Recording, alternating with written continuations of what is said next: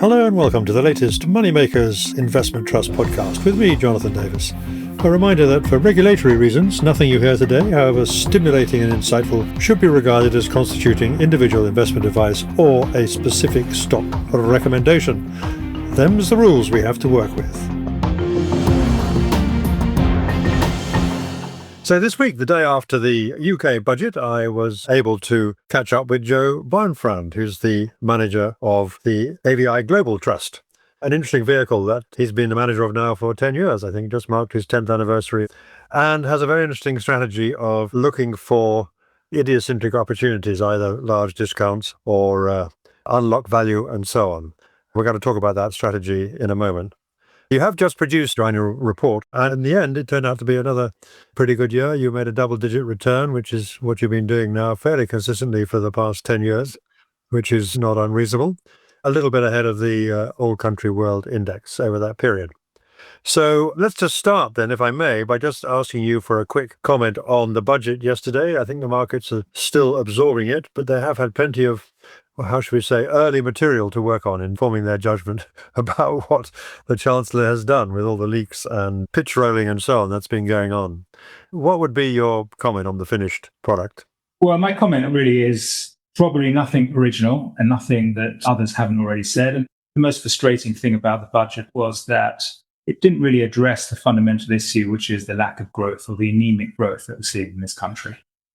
And that's frustrating. It's very easy to tax people more and to spend more, and that's what she's done.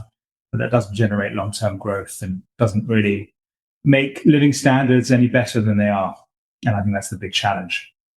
Yes, so the government has a very large majority, but a very low ranking in the opinion polls. And I guess you've seen many people comment that this has basically been a budget to appease the Labour backbenchers in Parliament, rather than perhaps address the interests of the country as a whole. Absolutely agree with that. Yeah, this is the problem with politics these days, isn't it? That politicians look to the next election, they think about their job, they think about being re-elected, and they don't think about making tough decisions. And tough decisions, by definition and by their very nature, require strategic long-term thinking, and they require politicians to have the confidence to deliver that and to carry the electorate with them, and that's been lacking. Yes. And of course, it's often said also that if you've got a large majority, you can look ahead 5 years, you would normally want to make the tough decisions in the first couple of years and then hope to reap the rewards in the later years. They seem to be going the other way around about it, I might venture to suggest, without getting too deeply into the politics of it all. Okay, well, you are an investor in the UK and certainly in UK-listed companies, but you are a global trust and you look around the world. What are you seeing at the moment in terms of the global outlook, in terms of obviously the US economy and President Trump and the prospect for interest rates, whether they're going up or down in the next 12, 24 months? So I think there are two parts to your question. What do I see looking around the world? What's driving global markets? And then I think the second part, if I'm not mistaken, is more relevant to what we're seeing within AVI Global, what we've been doing and where we're seeing opportunities. So for the first part, clearly the market has been dominated by the AI theme, by the very few companies that have been investing tens of billions, hundreds of billions of dollars into each other, into data centers, into this whole AI theme. And that's really driven the market. And despite the wobbles perhaps that we've had over the last few months and fears that the market is exhibiting signs of exuberant success and that kind of thing, the market nevertheless has been a little bit more volatile. The upward trajectory has continued and we haven't really seen much of a correction. And that has been driven once again by both the fundamentals of some of the AI related companies, but also by hopes and anticipation that interest rates in the US will come down again in December. In passing, while we're on the subject of AI, obviously the fascinating thing about AI is that it's generated a lot of wealth on paper for the companies that are leading the AI foundation models and so on, and the infrastructure that goes with it.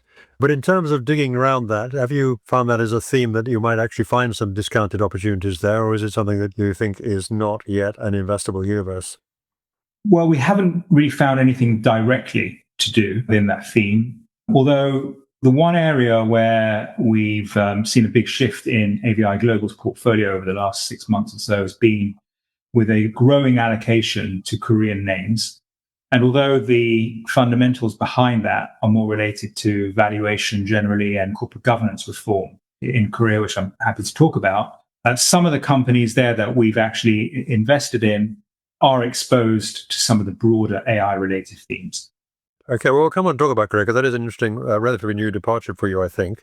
Just to remind listeners, so the basic portfolio you have, it falls into kind of three main segments. You've got holding companies, which may be trading at what you regard as an unwarrantable discount to their underlying value, listed investment companies, and then you have this significant exposure in Japan.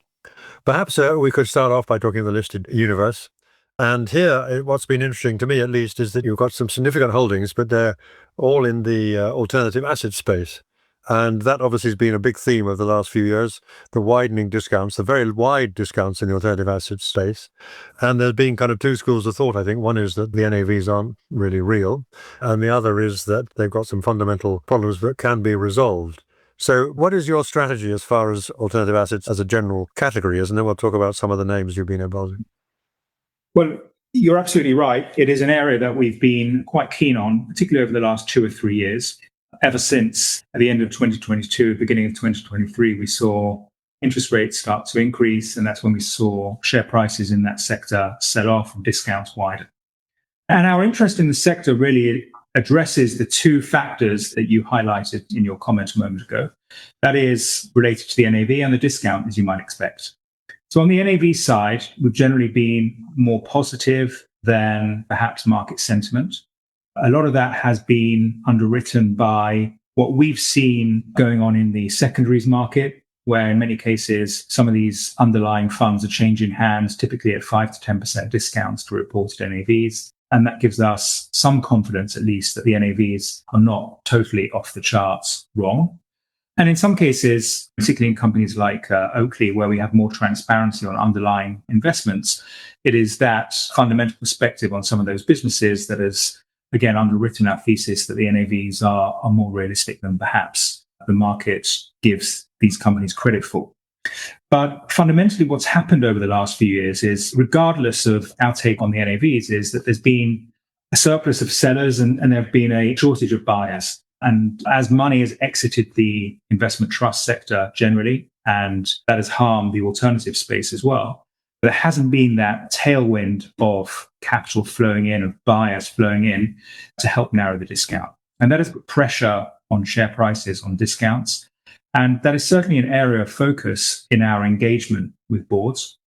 As you know, and as followers of AVI Global will know, a key part of our strategy is to engage as an activist or an engaged shareholder with boards. In many of the funds that we own, we are a dominant shareholder, if not the largest shareholder. And there's been a big push and a big movement towards encouraging directors of these companies to be more aware of capital allocation, more aware of the discount, and to recognize that if their own portfolio is trading on a 30 or 40% discount, then buying back those shares is a sure way to generating very attractive risk-free returns, and certainly likely to be more attractive and more rewarding than making new investments. And we've seen generally a trend towards more buybacks, more awareness of capital allocation, but we continue to put pressure on boards to recognize that explicitly. Investment trusts don't have a God-given right to continue regardless of performance, regardless of discounts. And if there are measures that we believe companies should take in order to address that, then you can rest assured that we are vocally making our opinions heard. I guess one aspect of that is, why are you focusing on alternative assets in particular? I mean, do you think the opportunities in listed equity trusts, have they gone? I mean, we've seen something like Smithson have now given up the ghost and decided to convert into an open-ended fund. Was that an opportunity you might have looked at before? Is it just a question of competing priorities for you? Yeah. There are a variety of different considerations. Well, first of all, I think at a high level, discounts on the alternative space are much wider. And the inefficiency when it comes to pricing the NAV, given the unlisted nature of those assets, is much greater. And that's much more attractive to us. It's something that we feel we can add value on and bring something to the table. Whereas simply allocating to trusts with listed assets trading at discounts, A, the discounts are narrower, and B, the value add that we bring to our own shareholders is less, I would suggest. Clearly, there are opportunities, and clearly we could have done very well in some of them. But, we are competing also with some particularly vocal activist investors, Saba clearly springs to mind, where they have been investing in listed trusts with underlying listed portfolios. And very often they are hedging out the risk of those underlying portfolios, focusing predominantly on the discount. And that's a different game. That's not our game. So we found greater inefficiency and greater potential upside from discount narrowing within the alternative space. Well, let's talk first about the listed private equity trusts then, because that's, I think, where your biggest exposure is in terms of alternative assets. We know that one of the first to announce a capital allocation policy was Pantheon International, and you were shareholders in that, but you sold out of that this year. Why did you do that? I mean, in the meantime, we've learned that Saba have taken a 5% stake, so they think there's still more to go for. Or maybe they bought your shares, I don't know. But in any event, what was your thinking on that one? Do you think they've done enough, or that they haven't done enough? What was your verdict on Pantheon? Well, one of the features of AVI Global and the way I run the trust is that I like the portfolio to be relatively highly concentrated. And rather than have 100 or even 50 names, I'd much rather we have close to 30 names in the portfolio. And in that way, really express our conviction and reflect the genuine benchmark agnostic approach to investing. In the case of Pantheon, yes, that was one of the first that we invested when we became interested in the sector. Pantheon were one of the first movers when it came to adopting better standards of capital allocation and buying back shares. And at the time, we just decided to take some profits out of Pantheon and reinvest them into some of the other names. Okay, so those other names, they include Harbourvest, Oakley Capital you mentioned already, and Partners. Can you tell us a little bit about those? Are they similar stories? You mentioned Oakley Capital, obviously is slightly different because it's a different kind of private equity vehicle. And I haven't mentioned Chrysalis as well. We might come on to that in a moment. Also, I guess, Cordion's slightly different. But let's just talk about the first ones, the Partners and the Harbourvest of this world. They are a kind of old school private equity trust, I suppose you call them. Yeah, they're akin to fund of funds in one way or another. They give you very diversified exposure to the sector. They're all trading on very wide discounts. We are substantial shareholders in all. And as I said earlier, it's about having some conviction in the broad accuracy of the reported NAV, give or take a margin of error. It's about them trading on very wide discounts, and it's about increasing pressure from us and from others on the boards to do something about those discounts. And whether it will be continuation votes, whether it will be increased share buybacks, or whether it will be some kind of other corporate transaction in order to give shareholders something closer to NAV than we are at the moment. That's the broad thrust of the thesis in names like that. In Oakley Capital, because they have a more direct portfolio of names, we have visibility on those underlying businesses. We have access to some financials on some of their largest holdings, and we can actually run the slide rule on those businesses. It's a slightly different type of perspective for us.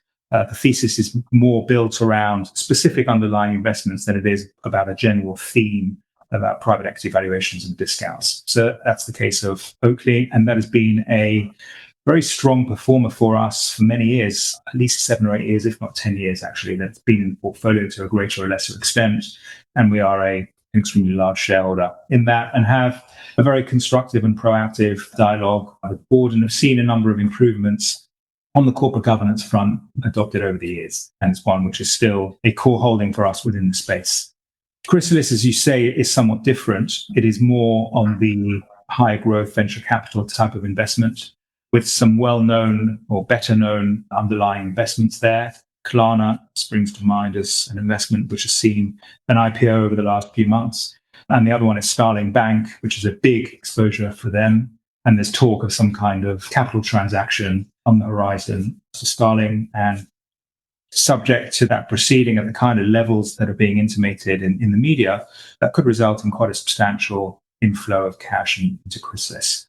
And again, both the Klarna IPO, although it's now fallen below the IPO price, and the mooted valuations around Starling underpin, if not understate, the reported NAVs. So there's conviction about the NAV, there's conviction about a catalyst leading to an inflow of cash into the fund, and there's pressure on the board to address the discount. There's a continuation vote looming, and we'll see what happens with that as to whether the trust will continue or whether it will be forced to return cash to shareholders. Either way, there is some cash coming back to shareholders. So just picking back on the fund of funds, which is interesting. I mean, one of the problems that obviously a lot of investors have with those is that getting that transparency on what is there is quite difficult because you've got a lot of funds which they're investing in and there's not a lot of granular detail often about them. You probably have access to better detail than they do, or at least the resources to do more homework on it. But even so, the same problem must arise to you for a certain extent. So how much faith do you put in the board as actually putting the right questions and getting the valuations validated? I know, for example, Partners Group, they had a new chairman a couple of years ago. Was that a catalyst for you? I would make a general comment, and that is that we are seeing a greater alignment of interest from the board with our own objectives when it comes to recognizing that the status quo of these trusts continuing to trade at 30 to 40% discounts without taking any action is a thing of the past. So pressure is building. That's not to say that trusts, or directors of these trusts, are going out immediately to carry out some kind of corporate restructuring that will see our money returned to us at NAV. That's not happening. So there is some kind of dislocation there. Broadly speaking, there are moves in the right direction, I would say. But in general terms, I don't want to tie you down to too many specifics, but in general terms, do you actually have a target, a combination of NAV and discount that you're looking for? Obviously, it's a function of time, I guess, how long you've held the position for, what kind of return you can realize. But I mean, I suppose another way of asking the same question is, at what level do you think listed private equity discounts for most of them, absent special cases like HG Capital or maybe Oakley, where should they be trading at in terms of discounts? They're always going to trade at a discount, aren't they? Yeah, quite possibly. Although markets have been known to move into extremes, and that's what greed and fear does, and you can end up with premium. But I totally take your point. So bear in mind, we were buying these when most investors were selling them. Discounts were probably wider than 40% on average. So we bought them, we think, at an opportune time. Since that time, we've benefited from some narrowing of the discount. Clearly, discounts remain. We've also benefited from some NAV growth. And we expect both those factors to be a driver of returns going forward. We do not have a target of 0% discount on the trusts. As you suggest, they should trade at some kind of discount. A broad range arguably could be somewhere between 10 and 20%. That could be justified by thinking about fees, by thinking about the fund-of-fund nature and the lack of perhaps transparency.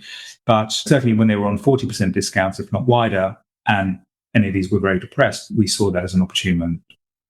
Obviously, as you said at the beginning, the underlying problem is one of mismatch of supply and demand.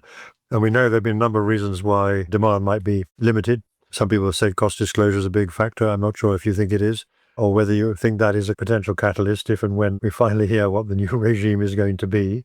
But are you actually noticing or detecting any sign that there is any demand coming back into the market for these shares? I mean, if you went out today and looked to buy some more, would you find sort of ready buyers, or would you find actually someone competing with you?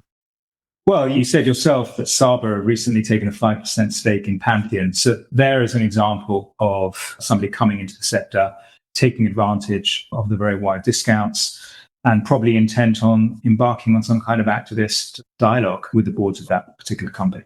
So yes, there are buyers. I would say the general trend is that buyers are few and far between, and there are more sellers. And the big challenge really for the sector, regardless of what happens with cost disclosure, is that because so much capital exited the sector on the back of those cost disclosure pressures, it's hard to see a case for that money coming back. It's gone almost. And that really is the big challenge for the sector, unfortunately. So we've got to find the level at which finally supply and demand kind of evens out, if you say, with the wealth managers reducing their holdings and liquidating and so on. So it may not be over yet. The process may not be over yet. But, the key point here is that, yes, money has exited the sector, perhaps because of cost disclosure pressures. But at the same time, that money that has exited the sector would have been frustrated that for so long, these alternative trusts have been trading on very, very wide discounts. And that hasn't helped the wealth managers' portfolio performance. So if they're going to come back into the sector, they need to be persuaded that discounts matter, that boards are bothered by discounts, and perhaps, as we've seen in the mainstream listed sector, discounts are much narrower than they were perhaps 20 years ago. Boards are more focused on buybacks. Even if they don't have explicit discount control mechanisms, boards are proactively buying back shares. And, many trusts are running scared from the likes of Saba. And that's to the benefit of shareholders who have seen discounts on the whole narrow. I guess one of the issues for the listed private equity sector over here is that in some cases, particularly some of these larger vehicles, despite being significant in terms of the UK market, they are only a small part of the broader operation that the managers of these trusts have. So Pantheon would be a good example. It's an important shop window for them, but it's actually only a small part of the total assets. And then a number of cases, they are basically run by Americans where they have a slightly more, what's the word I'm looking for, perhaps not so kind of attuned into the discount story. And I wanted, therefore, to ask you about our friend, or perhaps your former friend, Dan Loeb, whose investment trust basically sort of exited the sector and turned into a reinsurance company without giving shareholders a full opportunity to exit. So what was your experience with that one? That obviously was not the outcome you were hoping for. Yeah, I mean, we are on record as saying that we were vehemently opposed to that move. We invested in an investment trust that then invested for the most part in listed assets, and we had our hand forced into rolling over into a reinsurance vehicle, which is not what we wanted to do, and believed wholeheartedly that we should have been offered a full exit rather than a partial exit. So that was a frustrating saga for us. And I've got nothing really to add beyond what was stated publicly by Tom Trainer, my colleague at the time. And yeah, those kind of things don't do the sector any favors, I would say. No, I think that's fair. They don't do the sector any favor at all. So basically, you've sold your shares and sort of written off as a bad outing, if I can put it that way. Well, part of our shares were exited close to NAV. We retain a holding in Malibu now, which is the reinsurance vehicle. It's a much smaller component of AVI Global's NAV as we've been able to exit part of our investment. And for the time being, we hold those shares. And as to what we decide to do in the future, let's see. You are listening to a Moneymakers podcast. We are an independent research and publishing venture and grateful to JP Morgan Asset Management for their generous no-strings financial support, which enables us to keep the podcast free and our editorial principles intact. Each podcast episode goes live shortly after being recorded, with a weekly catch-up email notification every Saturday afternoon. Why not also try our premium weekly subscription Moneymakers newsletter, which provides a comprehensive summary of all the latest news, results and performance data from the investment trust sector, with links to the relevant stock exchange announcements if you want to go down that rabbit hole, and many other regular features including more than 170 in-depth and independent trust profiles, regular market commentary and videos, plus the editor's list of favourite funds. If you never want to miss a thing that might affect your portfolio, do please sign up today at money-makers.co. And if you follow this podcast on YouTube, please do use the subscribe and like buttons. Thank you. So can I then ask you a little bit just about Saba Capital? They have been very visible, pretty mildly, in the last 2 or 3 years. What's your kind of verdict on what they've achieved? They obviously irritated a lot of people in their early moves, but overall, they are beginning to see some successes. They are realizing some value from a number of their positions. There's still some very big ones out there, like Edinburgh Worldwide and Herald and so on, where they've yet to resolve the situation. What do you think overall has been their impact on the sector? Is it sort of been net positive or net negative? It's hard to be precise about to what extent it's been positive or negative. I think the first thing to say is it definitely had an impact on the sector. And at the start of their campaign, I would have said their impact was positive. The fact that you had a buyer with deep pockets putting capital into a sector that was trading on a very wide discount and that lacked other buyers was a positive. And the fact that they rattled some cages and they put pressure on boards to buy back shares on discounts, again, I think that was a positive.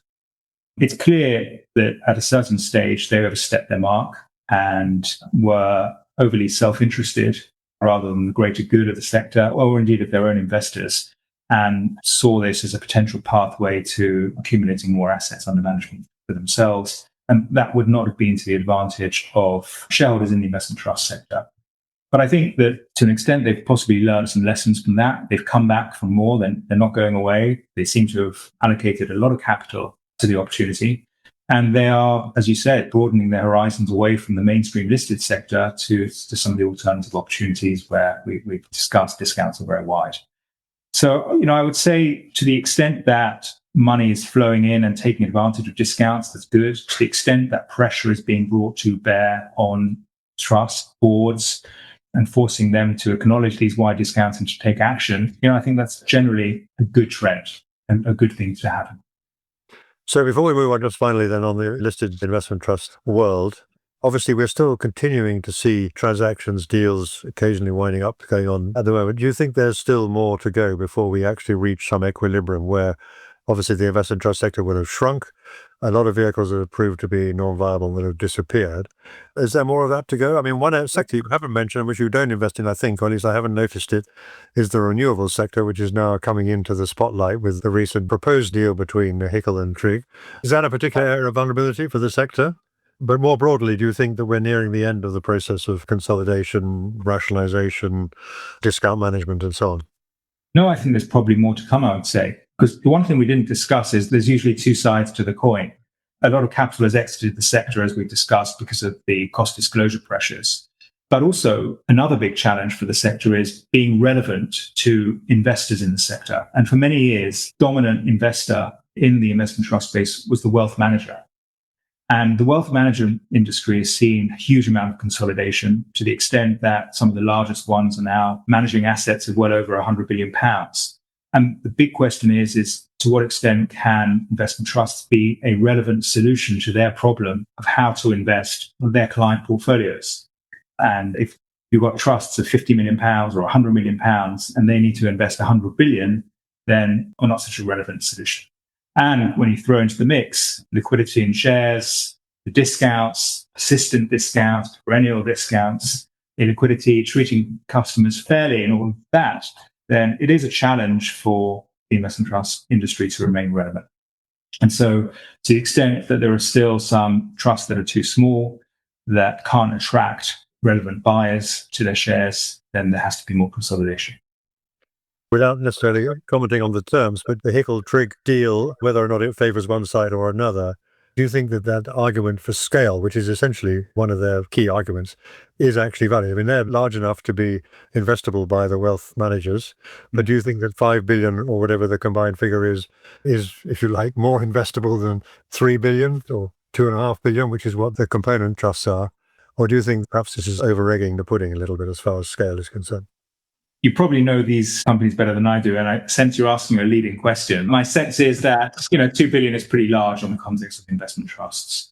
And from what I understand, again, I don't know these trusts intimately, but clearly they're two very, very different beasts, and putting them together certainly doesn't seem advantageous to investors, certainly not to one side of investors. So I think what I was speaking up careful. Yeah, the wealth managers own both of them, of course. The argument that we've had this week has been really about the terms rather than about their logic, I think. But anyway, just a final point then on the renewables, you haven't invested in them. Is there any reason, just because you prefer to allocate your resources elsewhere? Yeah, AVI Global is over £1 billion of assets. It's about finding liquidity in names that we find attractive. I don't want to have a long tail of small, inefficient names. We want to be able to buy meaningful stakes in companies. We want to be a dominant shareholder. And of course, we want to see attractive opportunities as well. So we haven't seen all of those things in the renewable space. But I understand you're speaking to my colleagues, Tom and Charlotte, in a couple of weeks' time. And that's definitely a subject that they know more about than I do. Okay, so let's leave the UK listed sector. Well, the other striking thing you mentioned at the beginning is this investment in Korea. Obviously, we know for a long time you had significant exposure to Japan, and that's been pretty successful, I would say. But the Korean story, so when you've been buying these shares in Korean companies, I'll ask you to explain what kind of companies you've been buying and why. But is this kind of like an addition to the Japanese exposure, or is it a case of switching some of the Japanese money you have into the Korean market? And I don't know to what extent the stories behind the two are the same, but there's an element of overlap, I think. There's certainly an element of overlap in the thesis of very different types of companies. So just to give some background, we currently have around 20% of AVI Global invested in Japan. And it's been around that level, give or take, for the best part of 5 or 6 years. And we currently have just over 10%, 10 or 11% invested in Korean names. And that's really been something we've been building over the last 6 months. The background to our interest in Korea is that, first of all, from a valuation perspective, Korea is one of the cheapest markets in the world, certainly the more developed markets. And there's been a so-called Korea discount for many years. And that Korea discount emerges really from the fact that many companies in Korea are controlled by these chaebol families. These families run these companies as private, personal fiefdoms. They don't care about minority shareholders. They do what's good for them. And so the governance has been poor. your interests of a minority shareholder has been non-existent, you've been abused as a minority shareholder, and therefore foreign investors have stayed away, domestic investors have stayed away. Now, there's been some political change in Korea, and a left-leaning president was elected less than a year ago now, on the back of some very, very direct and explicit reforms and an agenda to double the value of the Kospi index, the Korean stock market index, over the course of 5 years. A lot of that really has been born out of the experience in Japan. They've looked at the success that the Japanese have had with their corporate governance reforms over the last decade, and they wanted some of that in Korea. Some of that is driven by a desire to redistribute wealth. A lot of the younger members of the population are unable to afford to buy their own home. The older generation have successfully generated wealth for themselves or created wealth for themselves by buying multiple properties. And to the extent that now youngsters can't get on the housing ladder. And generating wealth out of the stock market is a key part of the agenda. And the government has recognized that the reason why youngsters don't want to invest, or other locals don't want to invest in the stock market, is because they see it as a rigged game. So there's been a series of value up measures that have been introduced to the market. Some are direct laws, and some are more of a carrot incentive approach. But generally speaking, the approach can be summarized as a series of measures designed to promote the interests of minority shareholders, to prevent the abuse of minority shareholders, to improve standards of corporate governance, and to very, very explicitly and directly generate growth in the stock market and generate returns for shareholders. So that's an encouraging opportunity. So it's about the execution, I guess, from here on, and in how hard the big families fight back or resist this process. In terms of your operation there, I mean, you've obviously been specialized in Japan many years. Korea is a near neighbor, but it's also a different culture and so on. Have you had to put more resources into understanding the Korean situation, or are you actually using the same team who are involved in the Japanese work?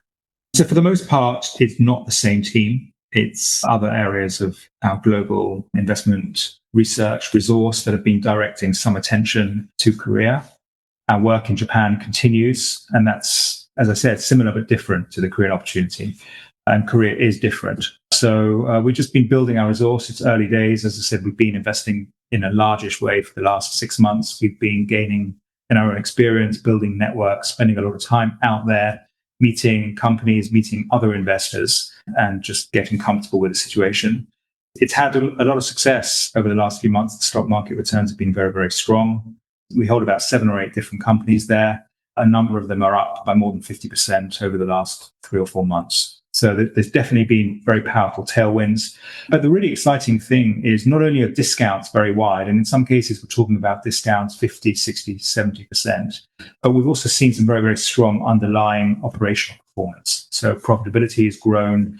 So we've seen, in our parlance, if you like, NAVs have gone up quite strongly as well, albeit share prices have gone up strongly, and discounts have narrowed, but not to a massive extent, I would say. Can you just give us one example out of the several companies of the kind of numbers behind it? Is it as extreme as when the Japanese corporate governance sort of cycle started? You could buy companies which had, market value was less than their net liquid holdings. Are we at that sort of level, or is it a bit further?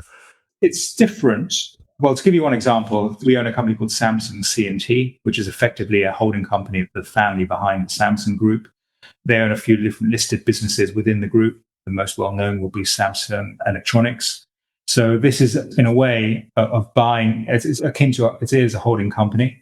It's trading at a discount of over 40% to the value of Samsung Electronics and Samsung Biologics, another company within the group, and improving corporate governance, share buybacks, promoting share buybacks, cancellation of treasury shares is a feature of the thesis. But there are other companies, particularly the smaller, less well-known companies that are, again, family-controlled, but also have got huge amounts of cash on the balance sheet, stakes in other listed businesses, no sell-side research, very inefficient, and those have some parallels with what we saw in Japan.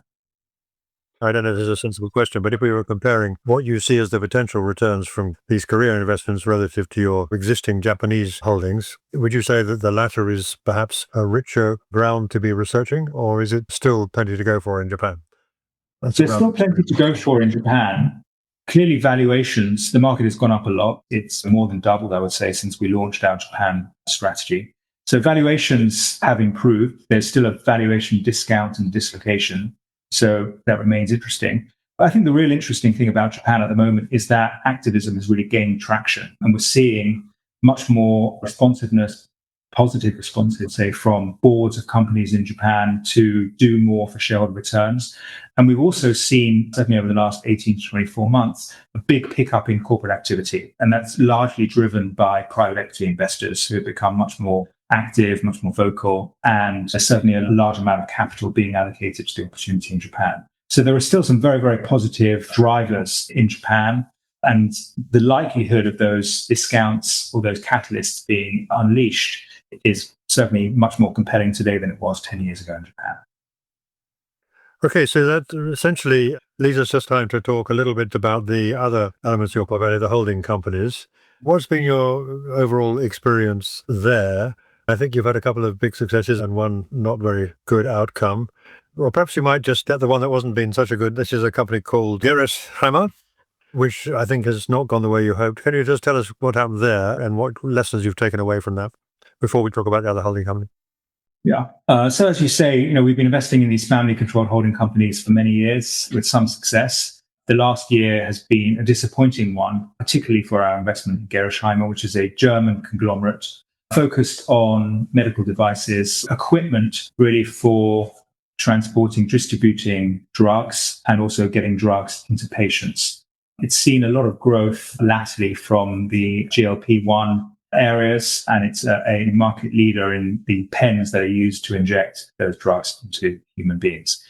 That's a good part of the business. They have a legacy business, which is a molded glass, more traditional drug delivery business, which is lower growth and really which they've been trying to sell. And that sales process hasn't been going well. They've had some operational challenges in some areas. They've had a bit of a regulatory intervention from the German regulators. So they've had a series of things that have gone against them. And about a year ago, they also had some publicized interest from private equity investors who were looking to take them over. And that fell away. And that also led to a sharp decline in the share price. So it's really been a catalogue of disappointments, I would say, both on the operational front and on the corporate governance front. And that has led to a very weak share price performance and some damage to our returns over the last 12 months. And your response to that is what? So we remain an investor in the company. This last leg down over the last couple of months, again, has been costly, but we haven't yet been adding to it. I would say that there are some very, very positive developments at the company. And that is really goes to the heart of why we are not bailing out of it just yet. And that is really that, and the two go hand in hand. There have been some changes on the governance front. There's been replacement of the CFO, replacement of the CEO. There's been a build-up of more activist or engagement funds on the shareholder register. Something like 30 to 40% of the shares are now held by more proactive engagement funds. And that obviously has led to some of the personnel changes I've mentioned. So there's pressure building on the board and on management to deliver. There is new management who are incentivized to turn things around. The challenge will be that they're not in a strong position at the moment. They need to sell the molded glass business. And, with the share price where it is today, that's not the best time to be doing that. But they're not desperate to sell it. But just in terms of share price performance and capital allocation, it would be beneficial to do that.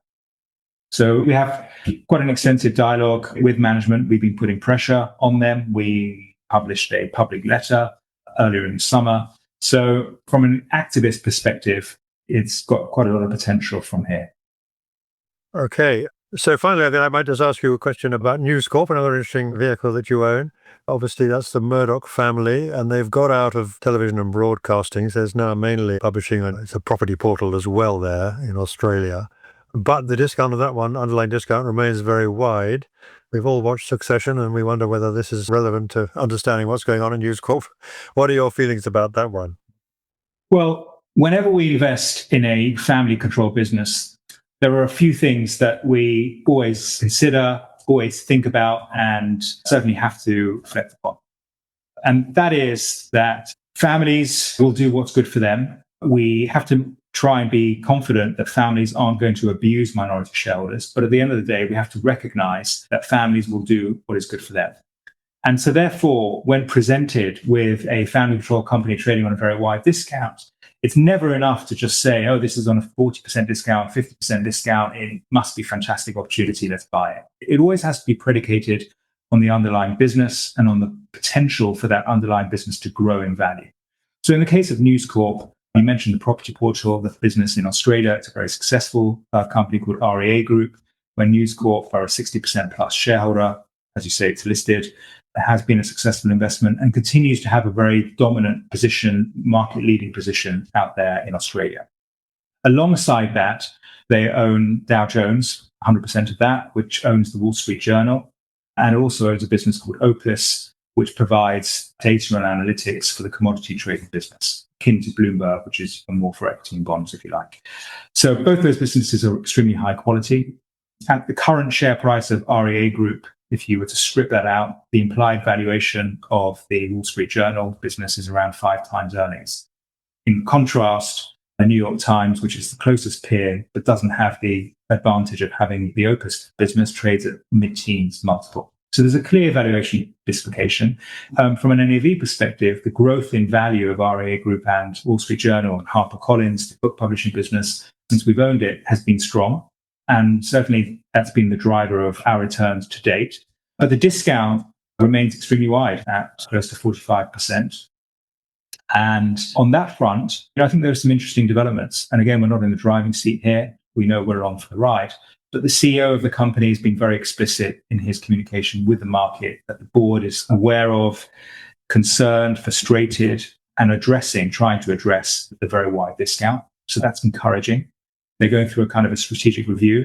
Undoubtedly, the dispute that the family had over the last couple of years will have prevented some large-scale restructuring within the family holding company. And to the extent that that's now behind us, that opens up the possibility, if not likelihood, that there will be some kind of structural reorganization to address the discount.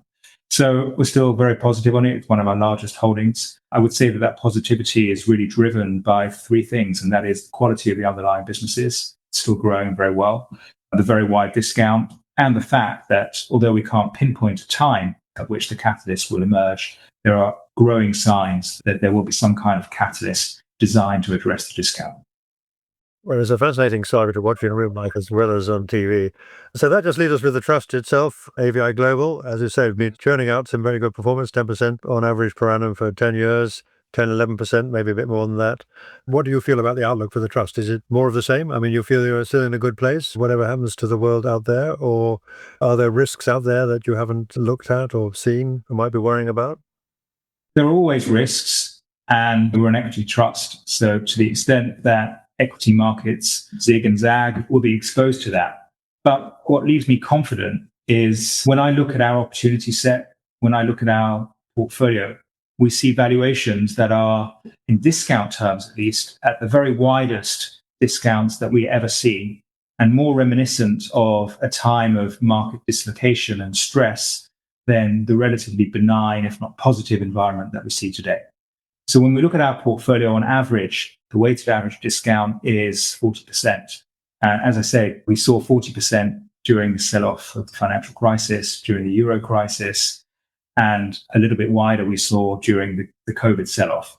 These are very, very extreme levels. And what they reflect, and which again gives me a lot of confidence about our opportunity set, really is the fact that investor attention has been drawn to other parts of the stock market. They've been drawn to high growth tech companies where valuations look elevated, if not more than that.